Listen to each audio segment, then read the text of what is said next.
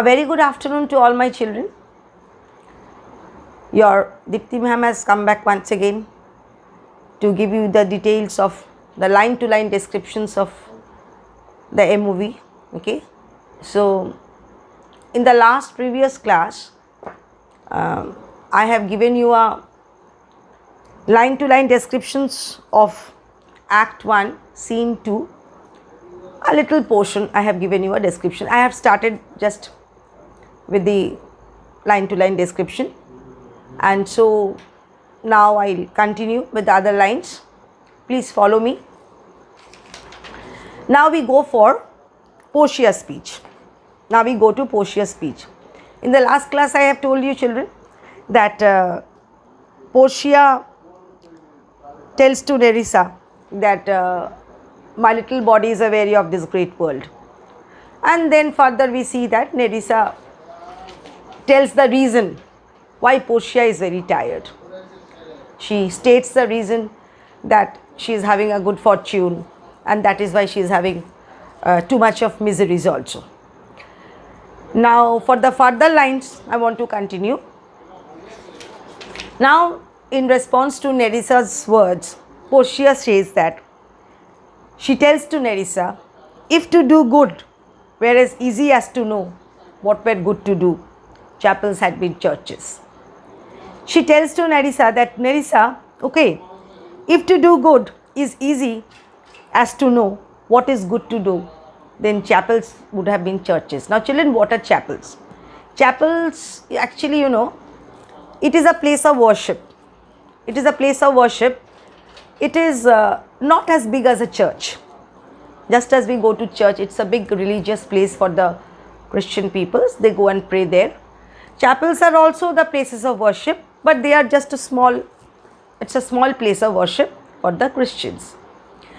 So Portia tells to Nerissa that if to do good is as easy as to know what is good to do, then I tell you Nerissa, then chapels would have been churches. Then chapels would not have been small places. They would be a very big religious place for the Christians to pray. And poor men's cottages would have been princes and palaces. And the poor men, okay, who stay in the cottages, they would have stayed in the big palaces. Okay. It is a good divine that follows his own instructions. To who is she mentioning this word? It is a good divine. She is mentioning to a priest. Okay. It is a good divine that follows his own instructions. Okay. So she says over here that a priest is good if he follows his own instructions than teaching the other people, than giving instructions to the other people.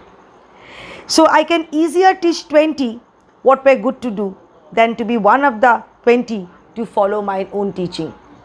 She explains to Nerissa, telling that, Nerissa, I can easier teach 20 people than be among those 20 people to follow the instructions, to follow the teaching. I can teach so many things to 20 people. I can give so much. I can deliver my lectures to 20 people. Okay. I can give so much of lectures to 20 people. I can set out an example to 20 people. I can deliver my words to 20 people than to be one of those 20 people to follow the teachings. It is very hard to follow. So she says that the brain may devise laws for the blood, but a hot temper leaps over a cold decree. Now what is the work of the mind? The work of the mind is to frame rules for the body. Okay, the work of the mind is to frame rules for the body. But a hot temper leaps over a cold decree. That means it is being referred to a youth. Now, generally, when people are in the youth stage, they skip over the counsel of the old people. They don't try to follow the advice of the old people. That is why she says over here that a hot temper leaps over a cold decree. To whom is she referring these words? She is referring these words to the youth people. She is saying that a youth, okay, when people are in the youth stage, they generally skip over the advice, they generally skip the advice of the old people. Such a hair is madness, okay, the youth to skip over the meshes of the good counsel, the cripple. That is why she is referring the youth people. She is saying that the youth people, they generally do not follow the instructions of the old people. They avoid, they try to avoid. They say, what things are the old people saying? What teachings are these people saying? Actually, generally old people will follow the traditional way of teaching. And the youth, they will try to skip the teachings of the old people. They will generally they tend not to follow the advice and the teachings of the old people. But this reasoning is not in the fashion to choose me a husband. But Nerissa, I am not giving this reason to choose a husband. This is not the reason that why I cannot choose a particular person. Oh me the word choose. Now she herself is feeling tortured. She herself is feeling tortured. Oh me the word choose. She is trying to think that what a word is choose for me. Okay, what a word is choose for me. I can neither choose whom I would nor refuse whom I dislike.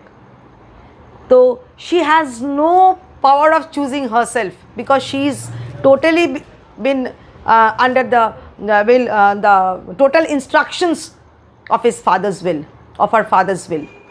She is totally under the instructions of her father's will. She does not have that much of power to choose on her own, and she can neither choose nor refuse whom she dislikes.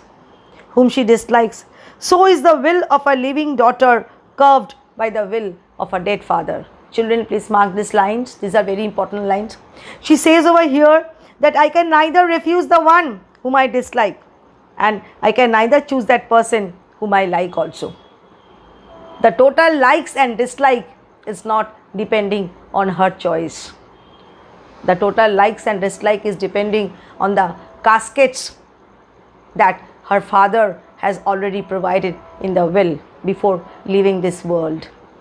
Before leaving this world, Portia's father has already devised the laws that has to be implemented, that Portia has to implement.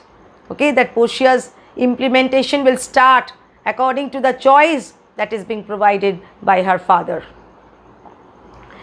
So she says over here that my wishes in life are controlled by the desires of my father, okay, who is no more in this world, who is already dead.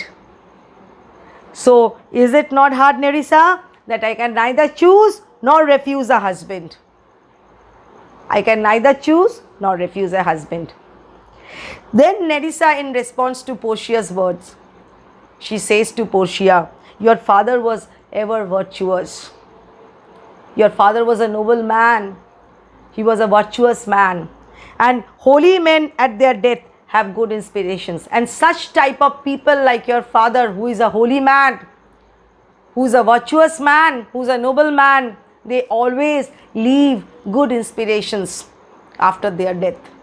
After their death. And therefore the lottery that he had devised in these 3 chests of gold, silver and lead. That is why she explains to Portia, Portia, don't worry. The lottery which your father has devised in these 3 caskets, which is the one is the lead, the second one is the silver, and the third is the gold. Okay, whereof who chooses his meaning chooses you.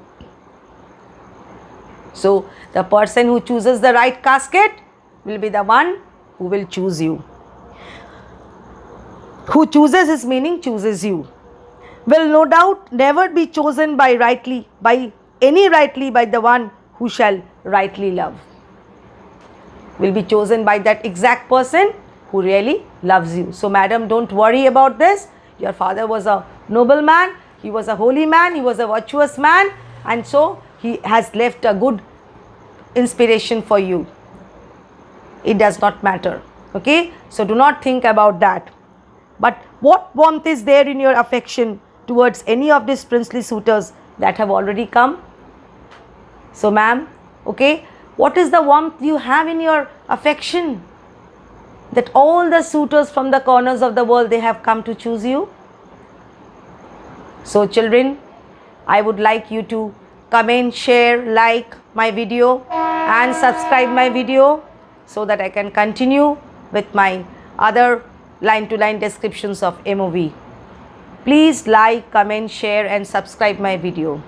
Thank you so much.